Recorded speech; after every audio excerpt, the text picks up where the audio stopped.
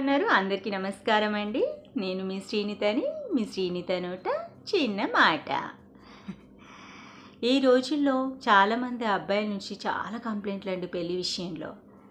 అక్క పెళ్ళి అమ్మో మా వల్ల కాదు, అమ్మాయిలు చూస్తే భయమేస్తుంది అని. ఏమైంది అని అడిగితే ఒకరు అంటారట, మేము పాయింట్ షర్ట్లే వేసుకుంటాం, చీరలు కట్టుకోమని. ఇంకొకరు అంటారట, నాకు మూడున్నప్పుడు వంట చేస్తా, మోస్ట్లీ బయట నుంచే తెచ్చుకోవాల్సిందే అని.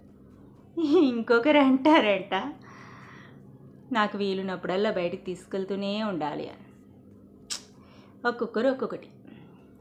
ఇక ఈ అబ్బాయిలు ఉన్నారు, అమ్మ మా వల్ల కాదక్క, మాకు సంప్రదాయంగా ఉండాలి, ఏ జాబ్ చేసినా సరే ఇల్లాలిగా ఉండాలని కోరుకుంటున్నాను. తప్పలేదు కదా, తప్పలేదు.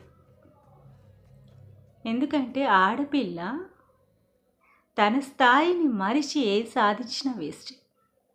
తన స్థాయిని ఫస్ట్ కాపాడుకోవాలి ఒక ఆడపిల్ల, తర్వాత ఏదైనా సాధించవచ్చు.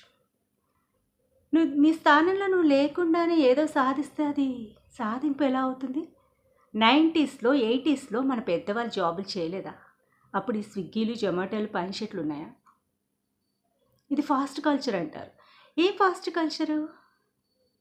వాళ్ళకంటే ఎక్కువ వర్క్ ఏం చేస్తున్నావు?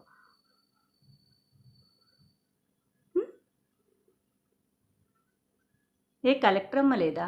ఎంత డిగ్నిఫైడ్గా ఉంటుంది.